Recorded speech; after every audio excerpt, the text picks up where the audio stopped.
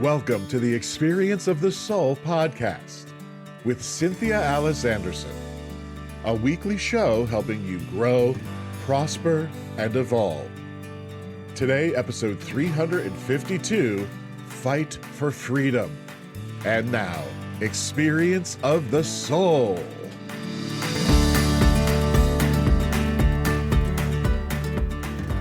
Hello, my friends, and welcome to the Experience of the Soul podcast. My name is Cynthia Alice Anderson. I'm also lovingly known as RCA. I'm here in my studio with my amazing producer. Hello, everyone. Welcome to episode 352 of the Experience of the Soul podcast, if you can believe it. Yes, we are talking today about, the fight for freedom. So in honor of St. Patrick. So today, in honor of St. Patrick and the Irish immigrants who fought for freedom, we're exploring what it means to be a voice for liberation in today's day and age, in today's world. Before we get to that, though, as always, we want to do a couple of shout outs, and rightfully so. Our shout out today is going out to Ireland, where we have had some downloads in the past. So, yeah, excited about that. Blessings to my ancestors and in Ireland. And mine. And yours. Are you part Irish? I'm Irish Italian. Yeah. Oh, yes. I'm Irish, Scottish, German, English, and Cherokee Indian. So there you go. Yeah. My family's always believed in diversity, I guess. Yeah. Well, and you know what, Sean? You forgot to introduce yourself. So my producer, Sean Kilgore. So sorry. Hey, everybody. I'm Sean Kilgore. I'm your producer for the Experience of the Soul. For those I'm of so you happy not to be watching. Here. Yeah. I love recording days. I always look forward to these days. Me too. Yes, I always put on my favorite blue shirt that I know you're going to like. That's Sean's favorite color. Our brand colors should be blue. I know. It's we have true. a lot of green. Yeah, it's one of the ways I'm a lot like a guy. I get these favorite shirts and I wear them all the time. Somebody once told me, "You're so like a dude that way." You're like, okay. Okay, whatever that means. Yeah. Yeah. I mean, shout out. Oh, go ahead. What were you going to say? I was just going to say, I think ladies do that also, have favorite shirts, right? I mean, I don't think that would be interesting to do a poll. Okay. We'll put a poll out on the network. I don't know. It's silly. I love it. And we are also going to do a Soulworks shout out. So we're shouting out to members of our Soulworks community. If you'd like to join us in the Soulworks community, just visit my.soulworkscommunity.com. It's a great, welcoming, and supportive spiritual community where we are offering all kinds of support for your spiritual journey. Yeah. And today we are shouting out to our soul worker, Donna Bazzella. Donna, what an amazing soul you are. I love you, love your family, love Ernie, and Donna's daughter is now doing talks at Unity Churches. So I just love Donna and her whole family. And what a gift you are to me, my friend. Thank you. Thank you. Thank you for listening. Thank you for engaging. And she lifts a lot of people up in her world. So it's very special soul. So thank you, Donna. Thank you, friends in Ireland. I mean, we're really honored that you listen. And it has been a little bit, like you said, Sean, that we've had some downloads from there, but we wanted to honor it from the past and also hopefully get some more in the future. We're looking at different ways to get the podcast out. And friends, one of the best ways is by you sharing. And same with the network. We're doing less and less on the kind of regular social media like Facebook and Instagram, and really focusing our attention on YouTube and the network because it's more in alignment with our beliefs and how we like to operate. And the truth is, the best people that come to the channel, the best people that are on the network are people that are friends of friends that are really serious on their spiritual journey, or those that come to us from a deep spiritual journey. But most people on social media are really not about a deep spiritual journey, is what I find. So anyway, thank you all for listening, and thank you for sharing and your support and telling a friend, because that's how we reach more lives. And that's what we're here to do. Absolutely. And with that, friends, very excited and looking forward to getting into today's talk. Once again, this is episode 352 of the Experience of the Soul podcast. This is Fight for Freedom. Well, there's a host of things, friends, that's on my mind today, as always. But I felt like because this show landed on St. Patty's Day and St. Patrick's Day, we know in the States is filled with so much partying and drinking that I wanted to shed a spiritual light on it because, of course, spiritually, or rather, the idea of St. Patrick's Day is a spiritual idea. And I wanted to, use this topic as a jumping off point as well for talking about freedom in general. I called it Fight for Freedom because that is the kind of way we tend to think about it. And what's so interesting is that freedom is really gained not by fighting outwardly, but by inwardly first realizing the power you have and that no one outside of you can make you free. That first you have to be free inside. And this for some is a radical idea, but I've seen it proven over and over and over. I would look to the civil rights in our own, in my own country, in the United States. I would also look to a dear friend who was a minister in Cuba under Fidel Castro, who was jailed, and his experience. I'll tell you a little bit about that today. And then looking way back to how St. Patrick became St. Patrick. In other words, how he became a saint. And you will see that the idea of freedom first starts from within. So I can only be free when I see myself as free. I can only be free when I see myself as free. But to honor St. Patrick, I want to start with the very interesting fact, and that is St. Patrick is not from Ireland, even though he is considered the patron saint of Ireland. Interestingly enough, he's also the patron saint of Nigeria, which took some research on my part to figure out why. But basically, Patrick's beginnings were quite rough because he was from Britain, but he was sold into slavery, and believe it or not, in Ireland was a slave. And one night and by the way, as a slave, he was, working with like herding sheep and feeding the pigs and stuff like that. Just basic kind of slave labor. And he had a dream one night. He was, fairly young. He had a dream one night, and an angel came to him in this dream and told him he would be freed. Well, a long story short, some sailors that he met up with enabled him to get on a boat, and they took him back to Britain. From there, he literally walked 200 miles, wait a minute. Sorry. Let me start that part over. He walked to, okay. You okay? You want to? Yeah. So many facts. Hold on. St. Patrick was able to land in France and walk 200 miles home to Britain, where he was reunited with his family. And by the way, friends, I'm obviously not reading this. This is from research and memory, and I've studied St. Patrick off and on over the years, simply because of my heritage and wanting to find some spiritual meaning in St. Patty's Day. I'm like, it really can't possibly be about drinking, can it? So, but as he got back and reunited with his family, he went into the ministry. And believe it or not, part of his ministry was to go back to Ireland, the very place he had been enslaved, to serve. And he started monasteries, churches, schools, and probably is most known, when we think of St. Patrick's Day, there's a symbol. And what is the symbol? Well, it's a shamrock, right? The shamrock has 3 leaves, and sweet little St. Patrick used that to describe the Trinity, the Father, Son, and the Holy Ghost. And that's probably what he's most remembered for, even though he is said to help a number of individuals in a number of ways, healings, manifestations.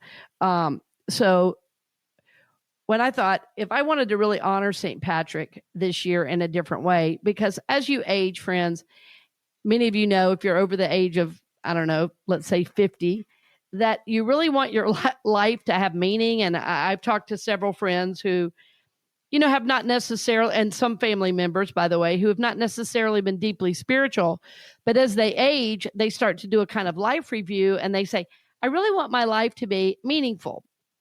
And so when I think about some of these holidays, one of the reasons I do research on them is I think, I'm sure this had a spiritual beginning, how it's been changed and almost twisted into let's get drunk on March 17th every year in honor of St. Patrick is a little strange because he's really credited with bringing Christianity to Ireland. So, bottom line, St. Patrick was a man of service, a man of great, great faith and dedication, and of unwavering faith and belief that he could be free. And so his message was about freedom in Christ. And by the way, I found a beautiful, it's called the Hymn of St. Patrick. And Sean, I didn't know if you'd ever heard it. I traveled to Ireland years ago and fell in love with so much of the music, as part of my kind of cultural stuff I was doing. But we do have that in the show notes, and I wanted to lift that up. I didn't know if you'd ever heard that. Not that one, but I had heard the other one that's in the show notes. Oh, yeah. Ella's song.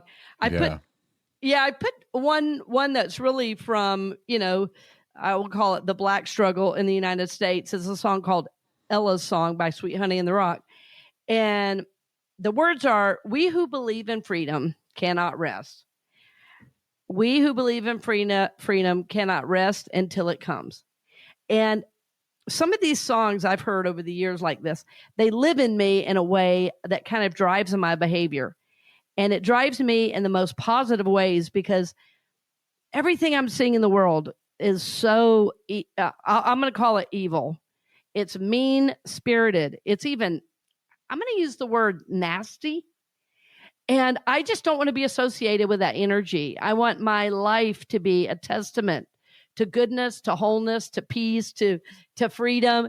And I want my words to be used to bring freedom to others. So wherever you might be on your journey, I want you to feel, when you hear me speak, I want you to feel free to be your true, authentic self. And for me, in my walk, this is how I'm seeking to honor St. Patrick. And so I thought, wouldn't it be interesting if we did a whole show that we called The Fight for Freedom? And then we thought, what way could we be a voice for freedom in today's world? What way could we live into that? What can be learned from this great saint that blessed so many with his life and with his work? Like when I think of one person being able to start monasteries and schools and churches, friends, you know what kind of energy, dedication, and faith that would take? And, sometimes in today's world, I think we get so frustrated if something doesn't work out right away and we give up. And it's like the fortitude that would be required to accomplish some of the things he accomplished. I think some of us have never even maybe touched, myself included. I feel I work pretty hard and have a lot of fortitude, but I haven't been able to do all that in my life yet. I've ministered at many churches. I know my ministry has impacted thousands of lives. I know it has. But to think about walking 200 miles, to think about establishing monasteries and churches and schools, trying to help people know their freedom. And again, his freedom first came in his own mind through a dream. And the idea that kind of filtered down from that dream is, I am free. I am free. And I love this idea. I love this idea. It's like St. Patrick had the naivete, I'll call it. He had the faith, the belief, it may have been, faith is not a big enough word. It's almost like unwavering faith to believe if you're in slavery that you could be free is quite a courageous thought.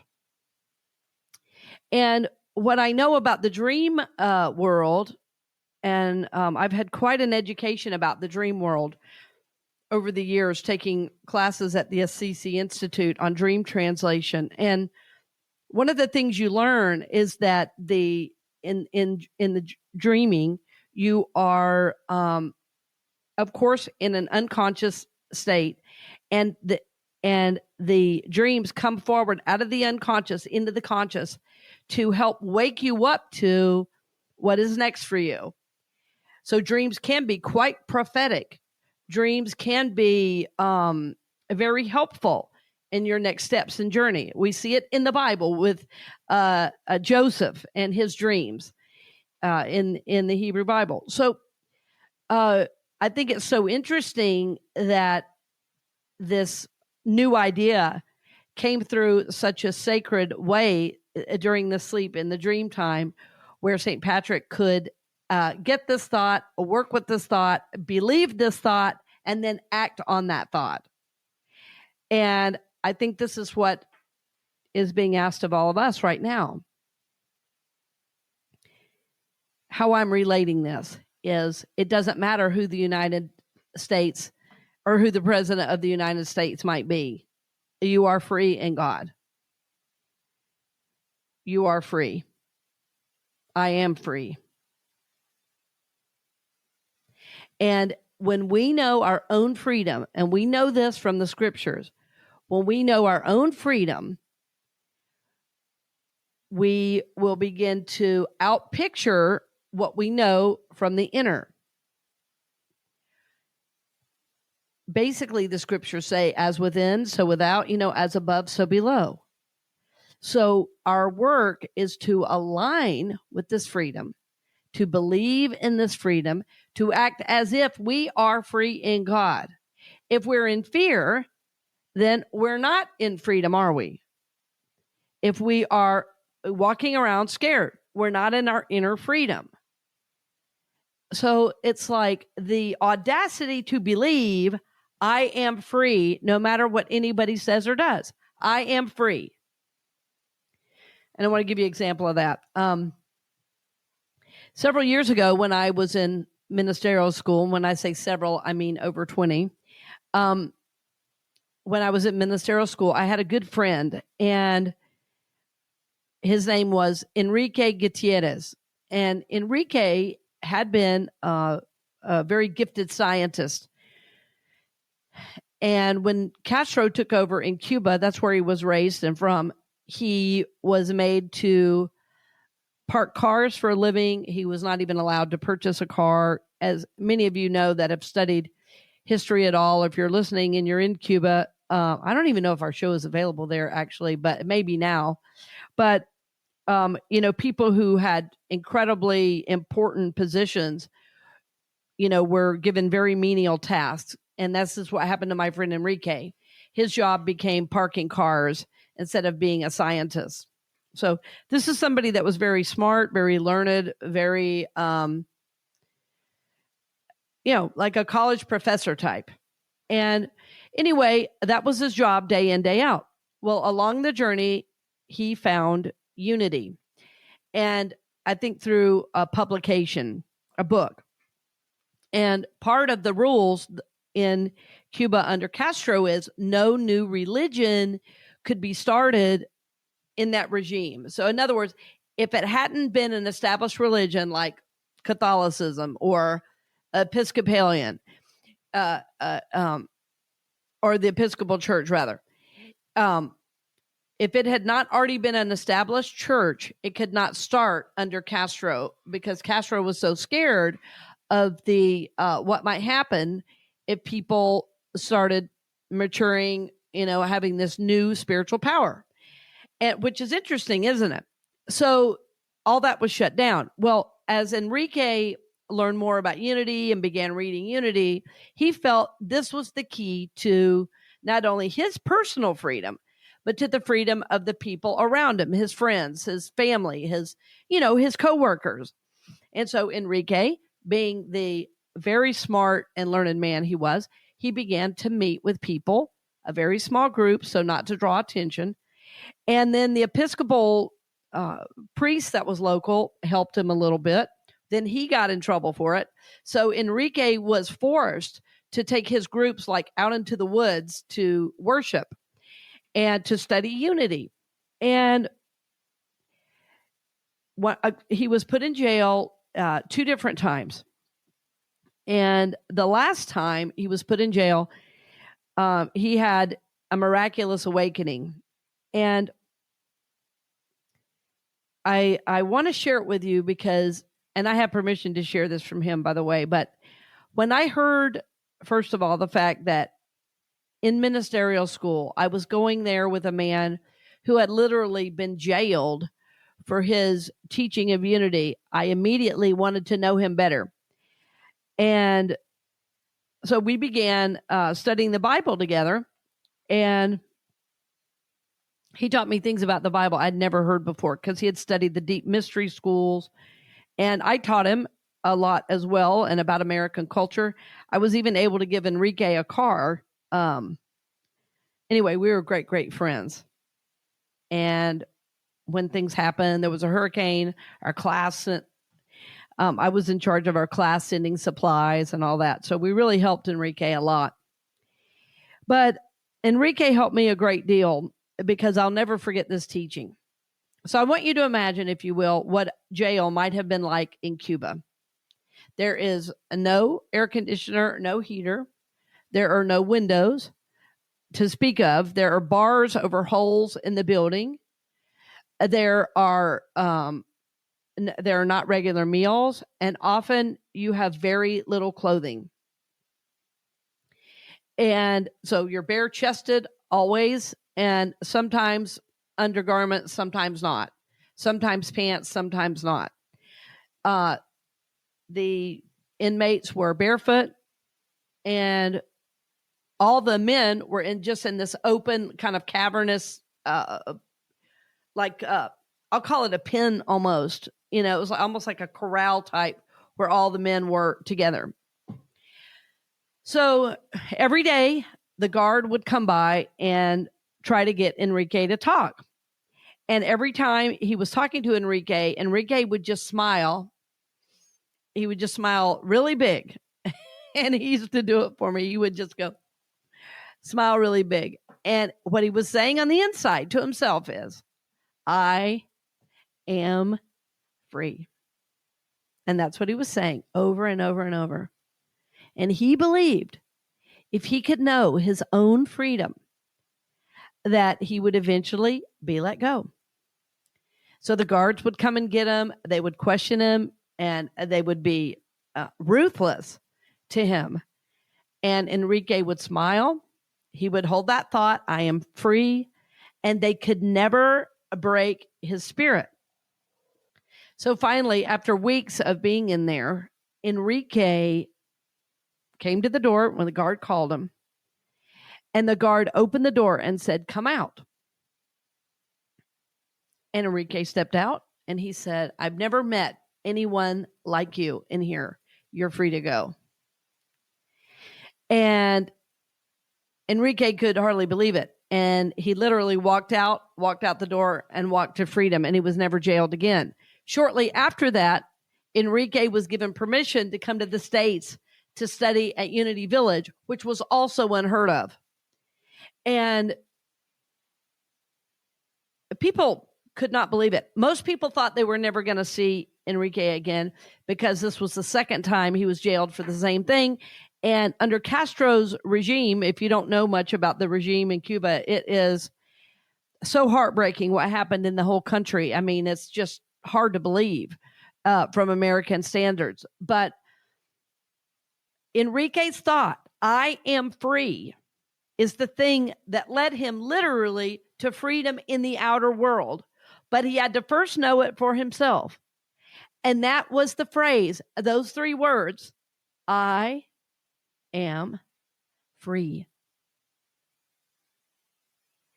I think about Dr. King and his message of freedom for Blacks in the U.S. and his position in the civil rights movement and the many, many people that helped him. They knew their own freedom before laws were passed that reflected that inner knowing.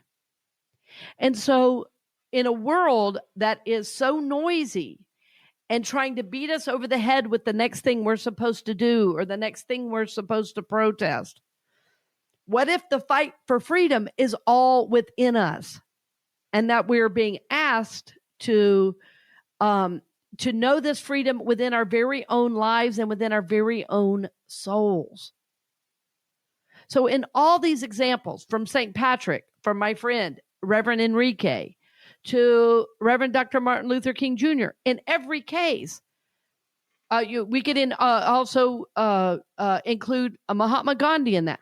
In every case, the freedom was known within, before it was known in the outer. And so it is thought, it is feeling, it is belief, and it is adhering to those thoughts, feelings, and beliefs of our innate goodness, our innate wholeness, our innate value of who we are to God and who we can be in the world, that in God we are free. And when we know in God we are free, the world must change. And so, when I look out on our world, I see that we are in a spiritual crisis. We're in a spiritual crisis because we're still trying to figure out how to beat the other side into submission. And the only way forward is through the love and freedom we know in God. And in truth, every major world religion that I know of at its center is exactly the same. It's about loving yourself. It's about loving God, loving yourself, loving your neighbor. As our Bible says, you must love God with all your heart, mind, soul, and strength, and your neighbor as yourself. In every world religion, that's basically what it is, because without that, the society does not survive. And so each week, I talk about so many of these things with, and I'm really grateful for a guest we're going to have on too in April, where we're talking about her song, Standing as One. It's all about, friends, us knowing our innate goodness, our innate wholeness, and believing in that truth. And the more we believe it, the more we embody it, the world has to reflect that back to us. It's simply how consciousness works. Over the last several weeks, we've talked about several different things. We've talked about consciousness, the consciousness creation, what's in your consciousness cleanser, how to move in and through. We're talking about karma, all sorts of things. And the bottom line is, it all comes down to my truth, my freedom is from God. As I know this freedom and I live this freedom as I believe this freedom, as I hold on to this idea with steadfast faith and belief, that my world begins to manifest the thoughts, the feelings, the beliefs, and ideas that I hold, and so does my own personal life. So as we're in this day of St. Patrick, this celebration, I guess today for many of us, of St. Patrick's Day, the question becomes, well, is there anything I can learn from St. Patrick? Is there any way I can spread some good news? Is there any way I can bring freedom or bring goodness into the community through my life's walk? Can I be a gift to the community in which I live and serve? Can I be a blessing to my family and those I love? Can I be the face and voice of peace? Can I believe? Can I have the childlike naivete, this faith and belief that in God I am free? Knowing as I do that, knowing as I live that in the world, that I am certainly going to make the world a better place than I found it. So friends, that's our question this week to work with. How can I have my life, my voice, be a voice of freedom, of goodness, of wholeness, of peace in our world today? I know that you can see that the world needs your light and your love. And rather than thinking someone else will do it, I'm here to tell you, friends, it is up to us. It is up to us to begin to believe, to begin to act as if God loves us, act as if we are free. And knowing as we do that, the world will begin to reflect that back to us. I can only be free when I see myself as free. So I see you as free, my friend. I see you as good. I see you as holy. I see you as sacred. I see you as a God's beloved child. And I know that you are here to be a blessing and to be blessed. My hope for you on your journey is that you will continue to do this soul work, this work in consciousness, to know your soul's freedom so that you can receive all the good that God has for you and be a blessing to the world. I thank you for joining me today, my dear friends, and blessings on the journey. We hope you've enjoyed this episode of the Experience of the Soul podcast with Cynthia Alice Anderson, helping you grow, prosper, and evolve. This podcast is made possible because of listeners and viewers just like you. If you would like to support the podcast with your tax-deductible contribution on an ongoing basis or through a one-time gift, head on over to experienceofthesoul.com/support. The Experience of the Soul podcast is copyright 2025 Cynthia Alice Anderson, all rights reserved, and is produced by Sean Kilgore.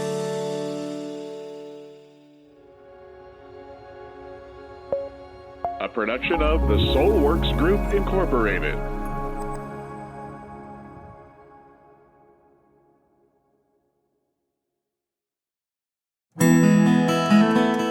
Hey friends, Sean here, your Experience of the Soul producer. I want to take a moment to tell you about something truly exciting. The Soulworks online community, created by your host, Cynthia Alice Anderson, and available on the Mighty Networks app. If you're looking for a place where you can explore your spiritual path, connect with others, and grow in a meaningful way, then this is for you. Soulworks is so much more than an online community. It's a safe, inclusive space for spiritual exploration, self-discovery, and personal transformation. Inside the community, you'll find everything from uplifting spiritual studies to soul-centered growth practices, meditations, affirmations, and so much more. It's a space where you'll always be supported and never judged. The best part, membership is free. You'll have access to powerful resources, inspiring content, and a supportive group of like-minded people who are all on their own unique spiritual journeys. And if you're ready to dive deeper, there are premium options available to enhance your experience, with a live Monday night talk series and extended, deeper meditations. If you're seeking a place to connect, grow, and nurture your soul, we would love to have you join us in the Soulworks community and see where this journey can take you. Visit my.soulworkscommunity.com today.